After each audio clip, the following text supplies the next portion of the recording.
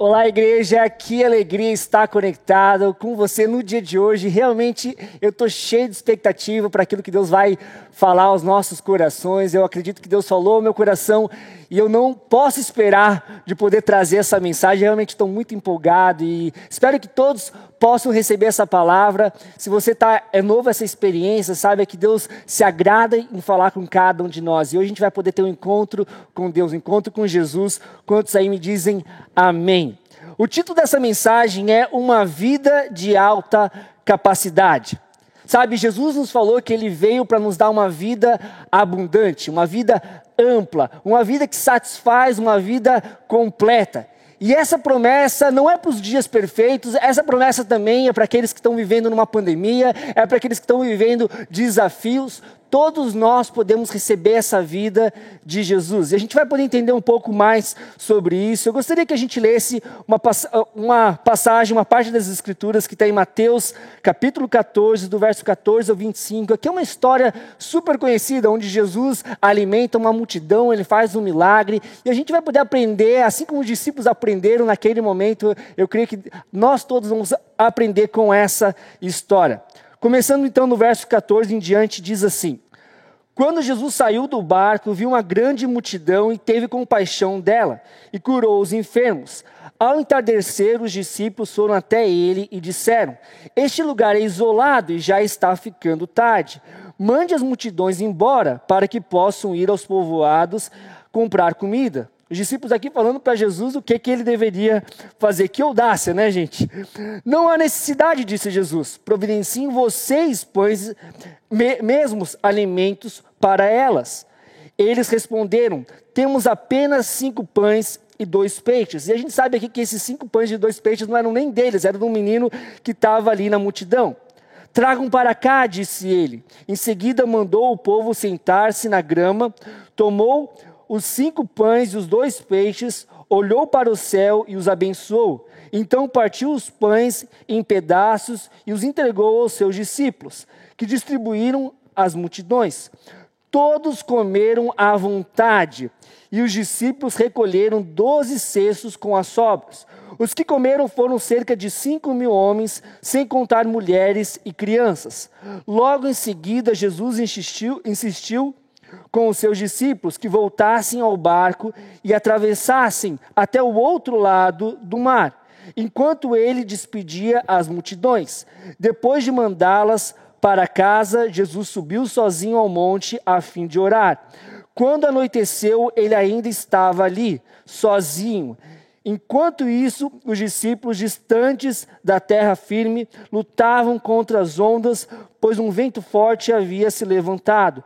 Por volta das 3 da madrugada, Jesus foi até eles caminhando sobre as águas. Vamos fechar nossos olhos e entregar esses próximos momentos nas mãos de Deus.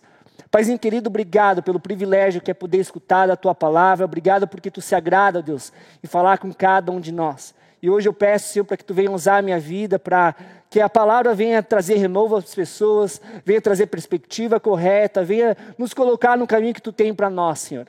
Essa é a nossa oração no nome de Jesus e todos juntos dizemos amém, amém, amém. Gente, falando de faculdade, tempos da faculdade, quem aí no chat está cursando a faculdade, talvez você está prestando o vestibular, está se preparando para entrar numa faculdade. Sabe que eu fiz algumas faculdades, não terminei, e aí eu fui para a Austrália fazer a faculdade bíblica lá na Austrália, na nossa igreja, lá na Austrália, em Sydney. E vou te falar que foi um tempo, foi uma loucura, a minha vida estava uma loucura. Eu morava com mais ou menos, era eu e mais 8 homens num apartamento, e era difícil às vezes ir dormir cedo, porque a gente tinha uma mesa de ping-pong no meio da sala. A gente estava vamos dizer assim, a gente estava tendo tempo da nossa vida.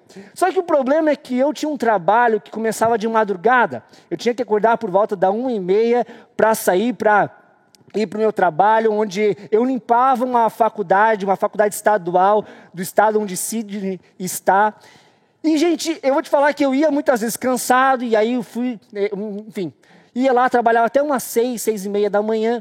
7 horas eu chegava em casa, eu tinha tempo de tomar um banho, dar uma descansadinha e aí nesse dia, que era uma quinta-feira, eu tinha que ir depois para servir no nosso Sisterhood, que era a reunião das mulheres. E eu era responsável com algumas pessoas de montar o local, então a gente tinha que chegar mais cedo. E também ficava um pouquinho mais tarde também para desmontar as coisas. E você pode imaginar que eu já também estava um pouco cansado, né? Por causa de tudo que já tinha acontecido. E depois, gente, logo depois eu tinha um pouco de tempo, uma meia hora para almoçar, e começava uma aula que era super importante. Era uma aula sobre pregação que começava a 1 hora, com um professor que era super rigoroso. É um professor muito amado e conhecido pela nossa igreja, da nossa igreja, que é o Robert Fergus, acho que eu falei certo, mas sabe que era uma aula que todo mundo ficava mais tenso, porque ele queria que todo mundo tivesse concentrado na aula, todo mundo tivesse ali engajado. E eu não sei se você já teve aquela experiência que você acha que você está acordado, mas na verdade você está dormindo. Sabe quando você acha que você acordou, já se arrumou? Eu tive essa experiência no meio da aula. Eu estava lá achando que eu estava escutando a aula, quando no meu sonho eu começo a escutar, você tem, a pergunta é para você, e aí eu abro meus olhos e eu vejo que o professor, o Robert, está fazendo uma pergunta direta para mim. E aí eu falei, olha, eu não sei responder, eu sabia que você não sabia responder essa pergunta. Sabe que eu vejo que naquele momento da minha vida eu não estava vivendo, eu estava literalmente sobrevivendo.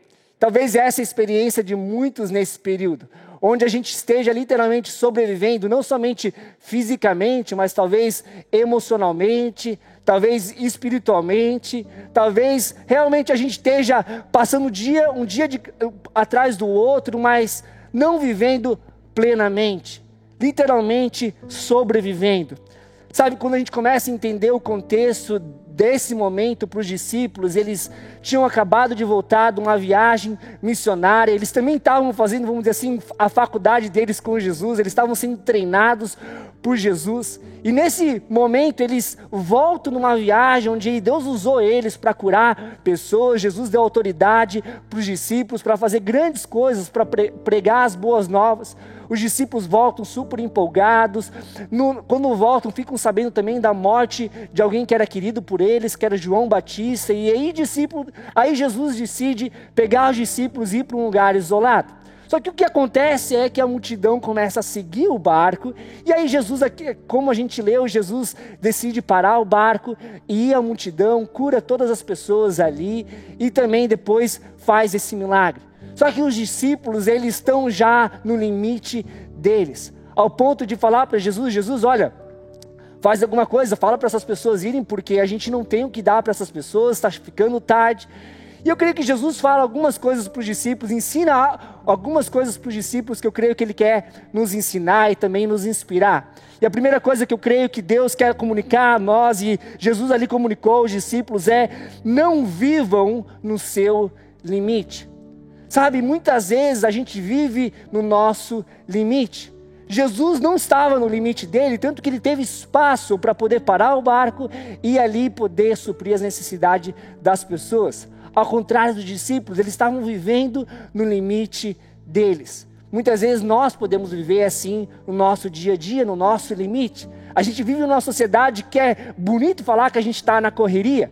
Parece que a gente entra no Uber, a gente já vai para o celular, a gente às vezes não consegue nem falar com o Uber direito, ou sai de casa correndo, não tem tempo para falar, talvez com a pessoa que está na portaria, porque a gente está sempre atrasado. A gente vive aquela correria, muitas vezes, que São Paulo nos proporciona. Mas Deus quer que a gente não viva no nosso limite. E sabe, isso é algo que a gente vê desde o início da história de Deus com o povo dele.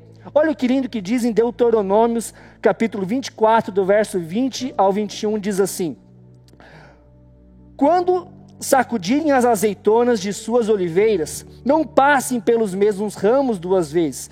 Deixem as azeitonas restantes para os estrangeiros, os órfãos e as viúvas. Quando colherem uvas em seus vinhedos, não passem novamente pela videira.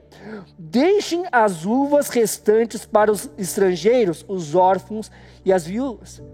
Deus nos ensina a viver com espaço para que a gente possa estar disponível para fazer aquilo que Deus quer fazer através das nossas vidas. Sabe, se eu e você, todos nós recebemos o mesmo período de tempo, né? Todos nós temos 24 horas, só que a diferença é que tem algumas pessoas que conseguem, com esse tempo, fazer muito mais coisas, mas não se desgastarem, não chegando ao limite delas. Essa vida de alta capacidade que Deus tem para nós, não é uma vida onde a gente sobrevive, onde a gente faz, mas onde com aquilo que está nas nossas mãos a gente consegue administrar e fazer grandes coisas pela graça que Deus nos dá. E é exatamente isso que acontece naquele momento, onde o menino, ele ali tem 5 pães e 2 peixes, e há de se concordar, gente, que 5 pães e 2 peixes é bastante para aquele menino. Sabe, aquele menino não estava preparado para compartilhar. Eu creio que essa é uma lição para todos nós, a gente viver uma vida que a gente tem espaço para ajudar as pessoas, que a gente tem espaço para poder ser usado por Deus, que a gente talvez chega mais cedo no trabalho para poder ter o tempo com alguém que está chegando agora no trabalho e a gente assim pode ajudar aquela pessoa. Tudo isso é uma decisão nossa de não viver no nosso limite. Deus quer realmente que a gente possa viver uma vida de alta capacidade. Algo também que, segundo ponto que eu vejo que Jesus aqui está ensinando os discípulos e direcionando os discípulos é: carreguem o seu interior. A gente vê na história que Jesus pede para os discípulos irem ao barco e ele despede a multidão e depois ele vai ao monte orar. Jesus tinha um bom equilíbrio, onde ele sabia que ali ele ia estar com as pessoas, Deus ia usar ele, mas a fonte dele não eram as pessoas, a fonte dele era o contato com o Pai. Mesmo nós, na nossa jornada, a gente tem que ter tempos onde a gente renova o nosso interior, onde a gente recarrega o nosso interior. Isso acontece quando nós temos tempo com Deus, nós temos tempos com o Pai, e para isso a gente tem que aprender a dizer não. Sabe, ao despedir a multidão, Jesus está falando não para a multidão e sim para o Pai. Muitas vezes na nossa jornada, o nosso dia a dia, requer de nós não. Talvez um não para as mídias sociais, talvez um não para aquilo que está nos distraindo, para que a gente possa conectar com Deus e ser preenchido por Ele. A gente entende no contexto dessa história que aquela multidão estava prestes a obrigar Jesus a ser rei. Isso está em João 6, verso 15, diz assim: Jesus sabia que pretendiam obrigá-lo a ser o rei deles, de modo que se retirou sozinho para o monte. Sabe, o povo ali, eles estavam querendo que Jesus fosse uma figura política, onde ele literalmente pudesse ajudar o povo de Deus a se livrar do Império Romano que oprimia eles, que fazia coisas horríveis com o povo judeu. E eles estavam com as ideologias: não, Jesus vai ser esse que vai resolver. Sabe, eu acho lindo isso, porque a gente não pode permitir que as ideologias, que as coisas que talvez a gente pode pensar, isso é a solução. Sabe, a solução está em Deus. E Jesus sabia que ele precisava conectar ao Pai para que ele pudesse focar naquilo que ele estava fazendo. Nós como igreja, nós estamos aqui para fazer a diferença. A gente entende através da palavra que a igreja é esperança para a humanidade, porque nós somos corpo de Cristo. Para isso a gente tem que estar focado naquilo que Deus nos chamou para fazer. E não talvez se distrair com ideias políticas ou com opiniões. Não que a gente não possa ter a nossa opinião, não que a gente não tenha que também estar entendendo o que está acontecendo, mas que a gente possa, no final do dia, a gente possa se conectar com aquele que realmente pode nos preencher. Sabe, é Deus que pode nos encher o nosso coração de esperança, que pode nos encher de capacidade para poder viver uma vida ampla aqui na terra.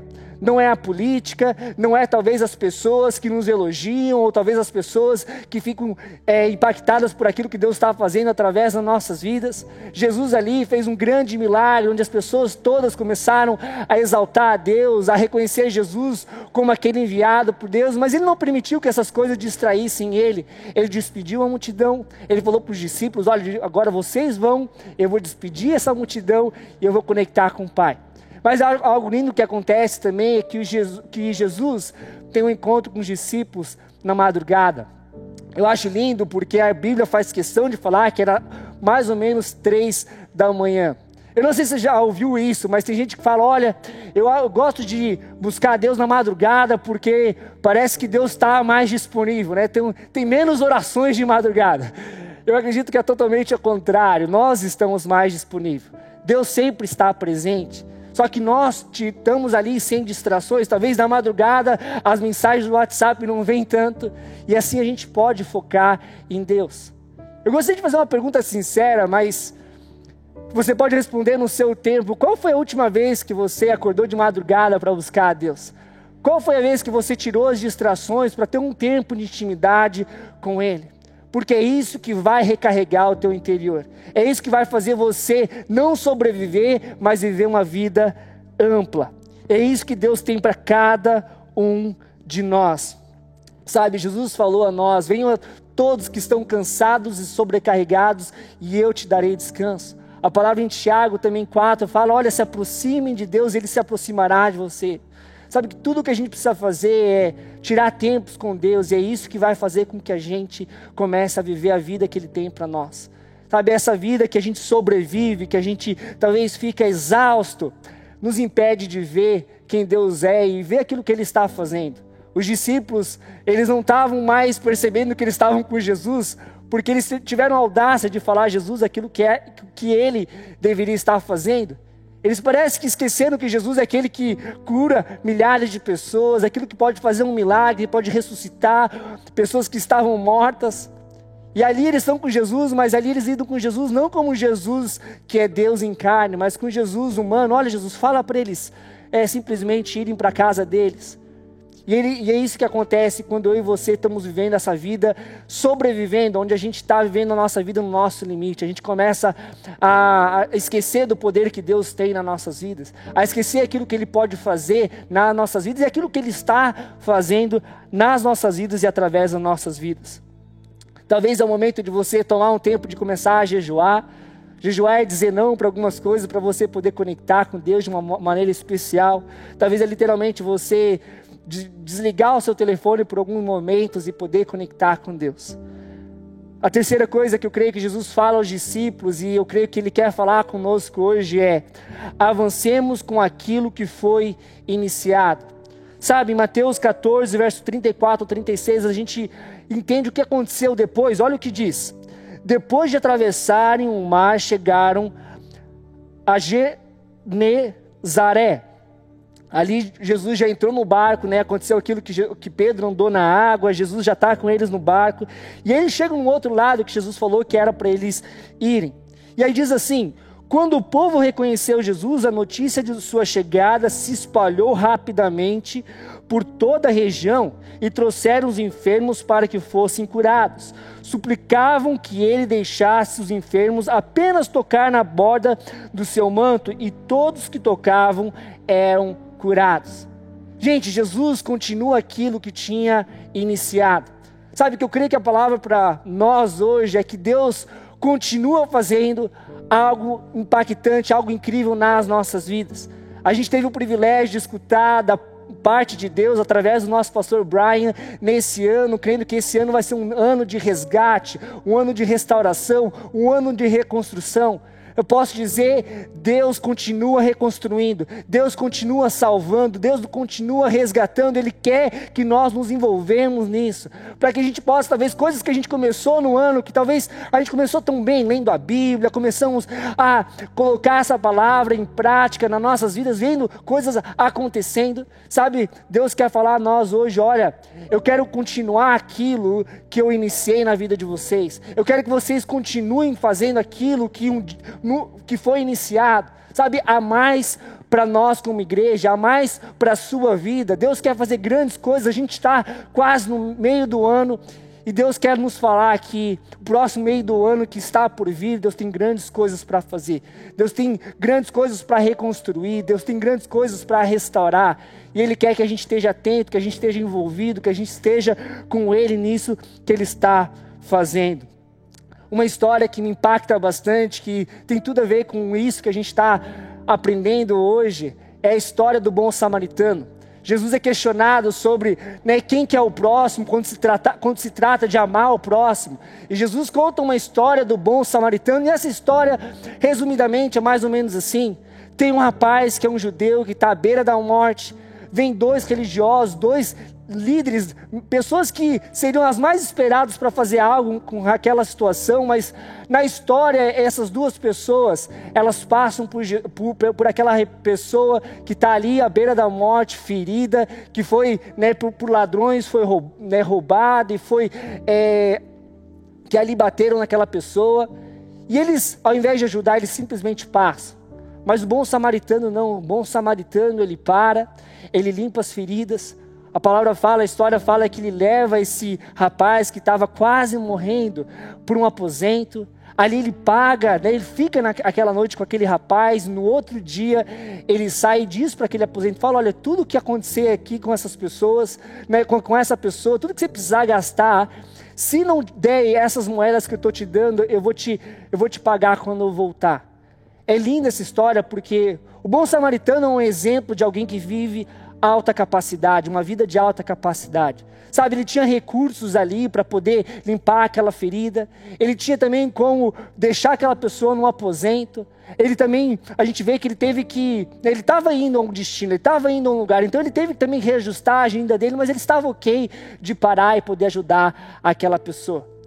A gente entende que essa história do bom samaritano se trata de Jesus. Jesus é o bom samaritano que nos cura, que nos limpa, que também toma um tempo e coloca as pessoas na igreja, onde elas vão poder sim ser tratadas. Mas eu creio que nós agora, sendo representantes de Jesus, é o nosso papel de poder fazer isso, e por isso que Jesus fala aquele mestre da lei que questionou ele, e assim ele pôde contar essa história, falou, vai e faça o mesmo. Eu creio que Jesus quer falar para nós, vão igreja e façam o mesmo. Comecem a limpar as feridas das pessoas, comecem a acolher as pessoas, comecem a fazer aquilo que está nas mãos, que vocês podem hoje fazer, que está à sua frente. Sabe, todos nós temos vizinhos, todos nós temos pessoas que nós lidamos diariamente, essas pessoas que Deus quer impactar através das nossas vidas. Mas para isso a gente tem que tomar a decisão de viver uma vida de alta capacidade, da gente não viver no nosso limite, da gente entender que nós precisamos estar cheios de Deus, recarregar o nosso interior para que a gente possa levar algo que é de Deus e não algo que é humano, levar um amor que é incondicional, levar compaixão.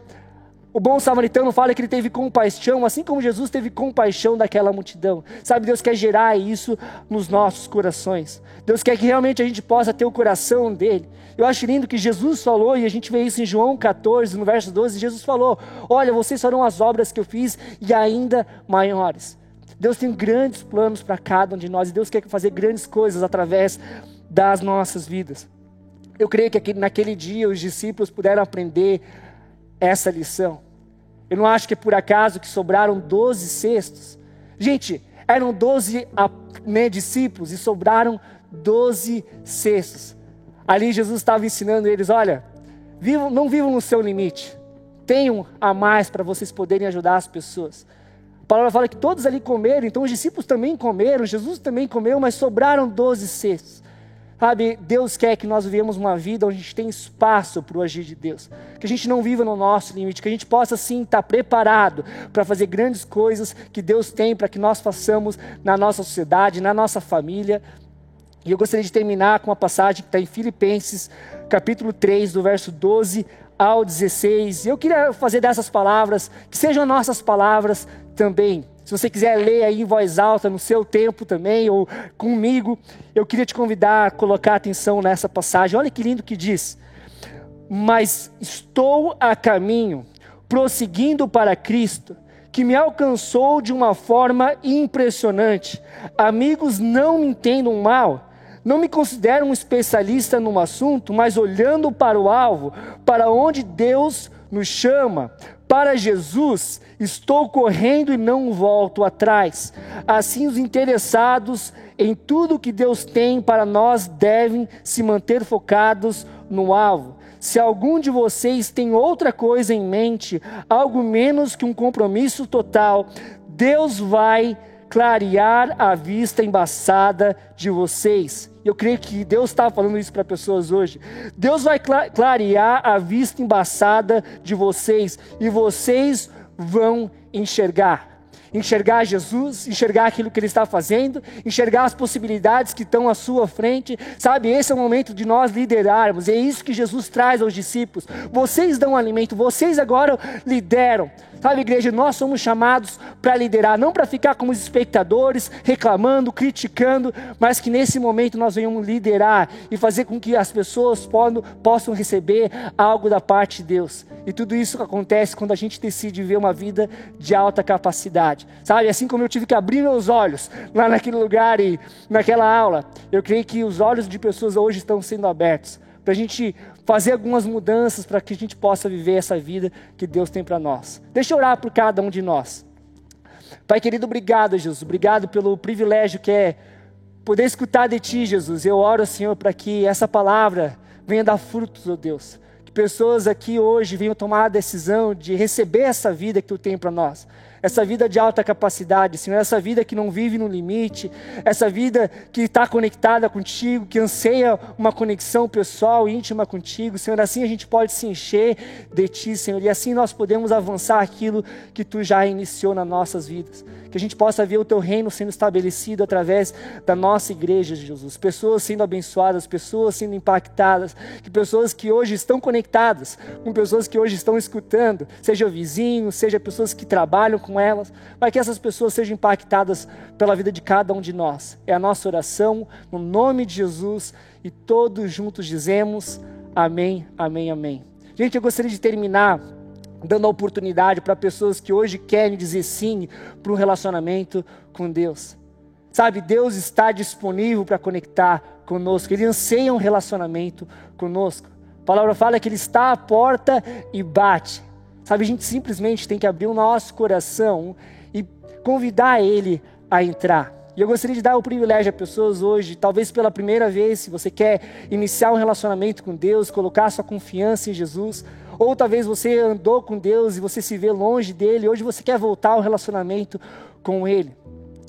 Essa jornada de fé, essa jornada com Deus não é baseada naquilo que a gente pode fazer para Deus, mas naquilo que Ele fez por nós. Jesus vindo, pagando o preço pelo meu e pelo seu pecado, e simplesmente nós aceitamos o perdão dEle, nós aceitamos essa vida que Deus tem para nós, e é isso que está à disposição no dia de hoje. Então eu gostaria que você, aí onde você está, pudesse responder.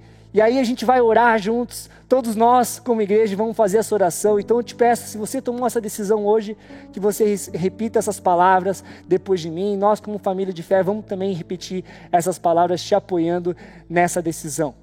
Pai querido, muito obrigado pelo Teu Filho Jesus. Eu te convido a entrar no meu coração, eu te peço perdão pelos meus pecados, eu te agradeço pela Tua graça. A minha vida é Tua, faz a Tua vontade com ela, no nome de Jesus, e todos juntos dizemos amém, amém, amém. Igreja, espero que você tenha sido abençoado por essa palavra, e a gente se vê numa próxima. Deus abençoe. Parabéns se você acabou de fazer essa oração. Eu queria dizer para você que a gente celebra a sua vida, a sua decisão. A gente sabe, muitos de nós já tomamos essa decisão e a gente sabe o que te espera depois dessa decisão. Uma vida de fé, uma jornada absolutamente incrível com Jesus. E a gente amaria, se você quiser se conectar com a gente, estender a nossa mão para você. Vai aparecer aqui na tela as formas que você pode dar esse próximo passo. A gente amaria conhecer, antes de tudo, você um pouquinho mais, conhecer um pouquinho da sua história. Toda semana a gente se encontra com as pessoas que tomaram a decisão por Jesus e querem crescer um pouquinho mais na sua jornada de fé. Eu já posso me encontrar com você logo na primeira semana, e por 3 semanas a gente tem um programa chamado Eu Decidi, que a gente fala um pouquinho dessa jornada de fé. É uma ligação em vídeo, totalmente online, sempre em grupo, com as pessoas que tomam essa decisão, a equipe da nossa igreja. Como eu mencionei, eu posso me conectar com você na primeira semana, te conhecer um pouquinho mais, compartilhar dessa linda jornada que é a jornada com Jesus. Então, se você quiser se conectar com a gente, não hesite, dá esse passo. Eu tenho certeza que você não vai se arrepender. Eu amaria poder te conhecer, ouvir a sua história.